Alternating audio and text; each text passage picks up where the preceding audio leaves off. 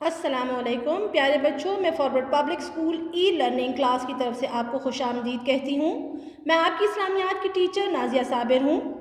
آج میں آپ کو میعاد اول کے باب صوم کے سبق نمبر 3 خطبہ حجت الوداع کی پڑھائی اور وضاحت کے ساتھ اس کے مشکل الفاظ کے معنی بھی بتاؤں گی۔ پیارے بچوں، آپ سے گزارش ہے کہ پینسل ہاتھ میں پکڑنے اور مشکل الفاظ کے معنی ساتھ ساتھ لکھتے جائیں۔ اب ہم اپنے سبق کی طرف آتے ہیں، صفحہ نمبر 39 تا 40۔ خطبہ حجت الوداع۔ حضرت محمد رسول اللہ خاتم النبیین صلی اللہ علیہ وآلہ وسلم روئے زمین پر اللہ تعالیٰ کے آخری نبی اور رسول ہیں۔ آپ صلی اللہ علیہ وآلہ وسلم کی بعثت کا مقصد بنی نوع انسان کو اللہ تعالیٰ کی بندگی کی طرف بلانا اور کفر و شرک کی تمام صورتوں کا خاتمہ کرنا تھا۔ بعثت، نبوت، بنی نوع انسان، انسان کی اولاد، بندگی، عبادت، خاتمہ، ختم کرنا۔ سن 10 ہجری میں جب سارا عرب اسلام کے زیر سایہ آ چکا تھا، ہجری مکہ سے ہجرت کرنے سے شروع ہوا، یہ ہجری سال، زیر اثر قبول کرنا، اللہ تعالیٰ کا پیغام ہر ایک کو پہنچ چکا تھا، تو وحی کے ذریعے اشارہ دیا گیا کہ آپ صلی اللہ علیہ وآلہ وسلم جس مقصد کے لیے بھیجے گئے ہیں اس کی تکمیل مکمل ہو چکی۔ وحی، اللہ کا پیغام، تکمیل، مکمل۔ پیارے بچوں، اللہ تعالیٰ نے زمین پر تقریباً 1,24,000 پیغمبر نازل فرمائے اور حضرت محمد صلی اللہ علیہ وآلہ وسلم زمین پر اللہ تعالیٰ کے آخری نبی اور رسول ہیں، یعنی آپ صلی اللہ علیہ وآلہ وسلم کے ذریعے ہی اللہ نے اپنا پیغام حق لوگوں تک پہنچایا۔ آپ صلی اللہ علیہ وآلہ وسلم کی نبوت کا مقصد انسانوں کو اللہ تعالیٰ کی عبادت کی طرف بلانا اور کفر و شرک کی تمام صورتوں کو ختم کرنا تھا، کیونکہ اسلام سے پہلے عربوں کی حالت بدتر تھی، ہر طرح کی برائی ان میں موجود تھی، شراب، لوٹ مار، جوا، قتل و غرض ہر قسم کی برائی ان میں موجود تھی۔ سن 10 ہجری میں جب عرب میں اسلام پھیل چکا اور اللہ تعالیٰ کا پیغام ہر ایک کو پہنچ چکا تھا، تو اللہ تعالیٰ کے حکم کے ذریعے بتایا گیا کہ آپ صلی اللہ علیہ وآلہ وسلم جس مقصد کے لیے بھیجے گئے تھے وہ مکمل ہو چکا، یعنی اللہ تعالیٰ کا پیغام لوگوں تک پہنچ چکا۔ وہ پیغام کیا تھا؟ وہ پیغام تھا کہ اللہ تعالیٰ وحدہ لا شریک ہے اور وہی عبادت کے لائق ہے، اور حضرت محمد صلی اللہ علیہ وآلہ وسلم اللہ کے آخری رسول ہیں۔ ذی-قعدہ سن 10 ہجری کو ہر طرف یہ خبر پھیل گئی کہ رسول اللہ صلی اللہ علیہ وآلہ وسلم اسی سال حج کے لیے مکہ معظمہ تشریف لے جائیں گے، جس پر سارا عرب آپ صلی اللہ علیہ وآلہ وسلم کے ساتھ فریضہ حج کی ادائیگی کے لیے امڑ آیا۔ فریضہ، فرض، امڑ آیا، نکل آیا۔ 26 ذی-قعدہ سن 10 ہجری کو آپ صلی اللہ علیہ وآلہ وسلم نے غسل فرما کر چادر اور تہبند باندھی، تہبند دھوتی، اور نماز ظہر کے بعد مدینہ منورہ سے باہر نکلے۔ مدینہ سے 6 میل کے فاصلے پر ذوالحلیفہ کے مقام پر رات گزاری اور دوسرے دن دوبارہ غسل فرما کر 2 رکعت نماز ادا کی اور احرام باندھ کر قصوہ نامی اونٹنی پر سوار ہوئے اور بلند آواز سے یہ الفاظ فرمائے جو آج تک ہر حاجی کا ترانہ ہے۔ احرام، حج یا طواف کرنے کا پہلا رکن: لبیک اللہم لبیک، لبیک لا شریک لک لبیک، ان الحمد والنعمت لک والملک لا شریک لک۔ لبیک، میں حاضر ہوں، لا شریک لک، نہیں ہے کوئی شریک تیرا، الحمد، تعریفیں، نعمت، نعمتیں، والملک، بادشاہی۔ ترجمہ: اے اللہ، میں حاضر ہوں، تیرا کوئی شریک نہیں، میں حاضر ہوں، سب تعریفیں اور نعمتیں تیرے لیے ہیں، بادشاہی تیرے لیے ہی ہے، تیرا کوئی شریک نہیں۔ پیارے بچوں، ذی-قعدہ سن 10 ہجری کو ہر طرف یہ خبر پھیل گئی کہ حضرت محمد صلی اللہ علیہ وآلہ وسلم اسی سال حج کے لیے مکہ معظمہ تشریف لے جائیں گے، جس پر سارا عرب آپ صلی اللہ علیہ وآلہ وسلم کی رفاقت میں حج کا فریضہ ادا کرنے کے لیے تیار ہو گیا۔ 26 ذی-قعدہ سن 10 ہجری کو آپ صلی اللہ علیہ وآلہ وسلم نے غسل فرما کر چادر اور دھوتی باندھی اور نماز ظہر کے بعد مدینہ منورہ سے باہر نکلے۔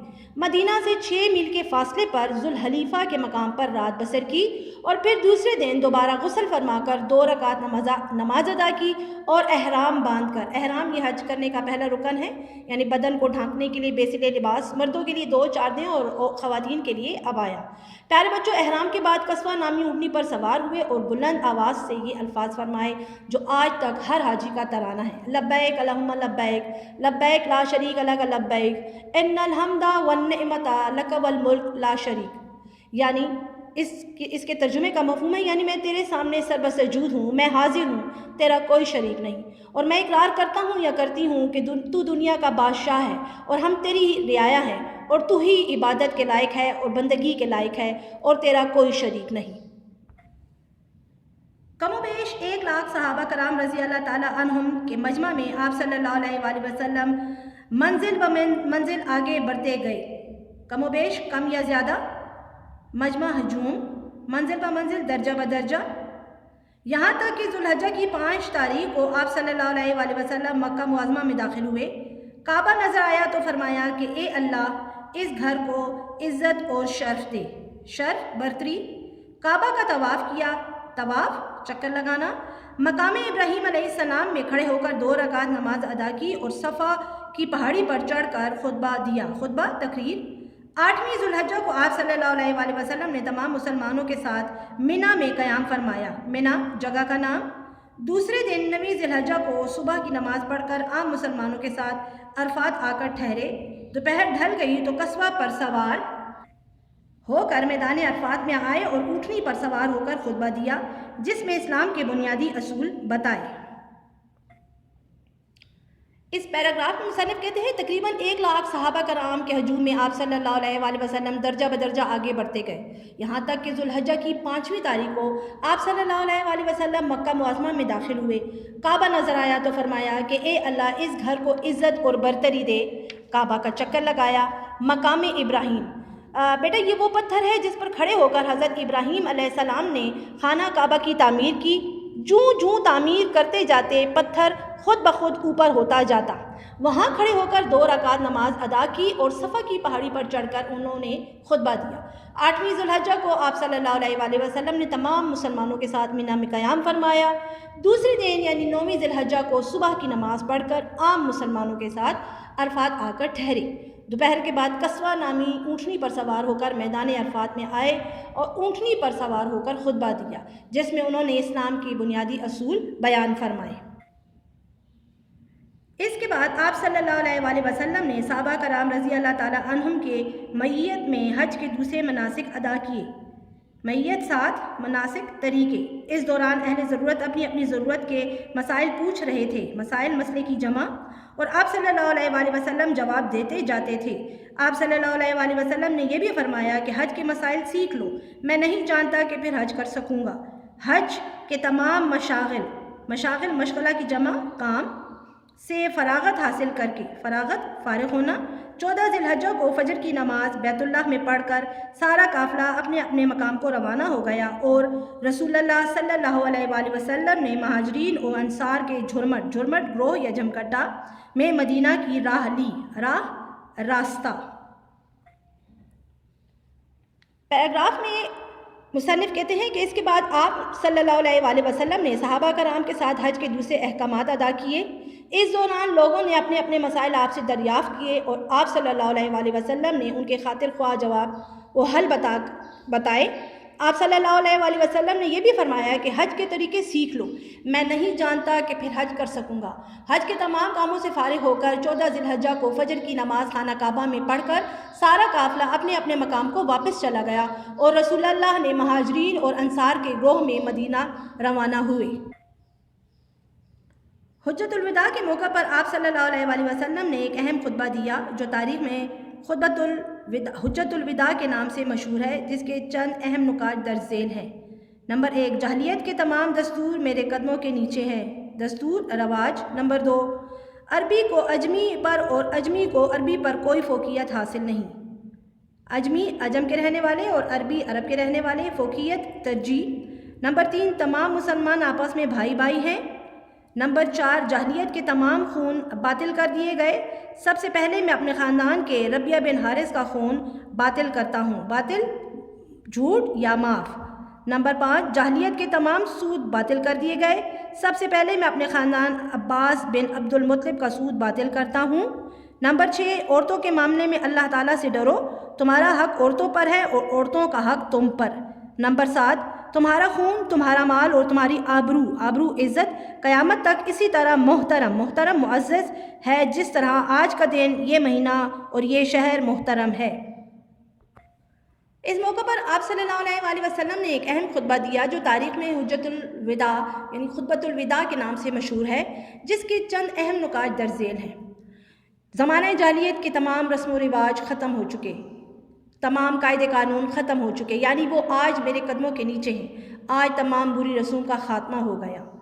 عرب کے رہنے والے لوگ، عجم کے رہنے والے لوگ، ان دونوں کو ایک دوسرے پر کوئی برتری، کوئی ترجیح حاصل نہیں، سب برابر ہیں، کیونکہ اسلام برابری کا درس دیتا ہے۔ اسلام سب کو برابر جانتا ہے۔ ہر مسلمان ایک دوسرے کا بھائی ہے، جیسا کہ کہا جاتا ہے کہ تمام مسلمان آپس میں بھائی ہیں، اور یہی اسلام کی خوبصورتی ہے کہ بھائی بن کر ایک دوسرے کی مدد کی جائے۔ ربیہ بن حارث حضور صلی اللہ علیہ وآلہ وسلم کے کزن تھی۔ ان کے بیٹے کو کفار نے قتل کر دیا تھا۔ اس زمانے میں قصاص لیا جاتا تھا، یعنی خون کے بدلے معاوضہ۔ یہ چیز سمجھانے کے لیے کہ قتل کی ایک بہترین صورت معافی بھی ہے، کیونکہ اللہ تعالیٰ معاف کرنے والوں کو پسند فرماتا ہے۔ اسی لیے حضور صلی اللہ علیہ وآلہ وسلم نے ربیہ بن حارث کے بیٹے کا خون معاف کر دیا۔ پیارے بچوں، سود اسلام میں حرام ہے۔ سود کیا ہے؟ سود میں رقم یا کوئی جنس واپس دینے والا کچھ رقم اضافی ادا کرتا ہے، جو کہ سود کہلاتی ہے۔ حضرت عباس حضور صلی اللہ علیہ وآلہ وسلم کے چچا تھے۔ آپ صلی اللہ علیہ وآلہ وسلم نے ان کا سود بھی معاف فرمایا۔ اسلام سے پہلے عورتوں کو بہت کمتر سمجھا جاتا تھا، ان کی کوئی عزت نہیں تھی۔ بیٹی کو پیدا ہوتے ہی زندہ دفن کر دیا جاتا، لیکن اسلام نے عورت کو مقام دیا۔ حضور نے عورتوں کے بارے میں فرمایا ہے کہ عورتوں کا تم پر اور تمہارا عورتوں پر حق ہے۔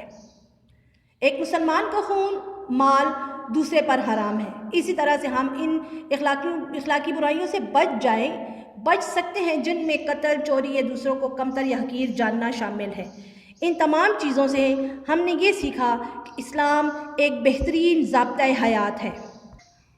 پیارے بچوں، امید ہے کہ آپ کو اس سبق کی پڑھائی اور وضاحت کی سمجھ آ گئی ہوگی۔ اگلی کلاس میں لکھائی کے کام کے ساتھ پھر ملیں گے۔ اللہ حافظ۔ گھروں میں رہیں، محفوظ رہیں۔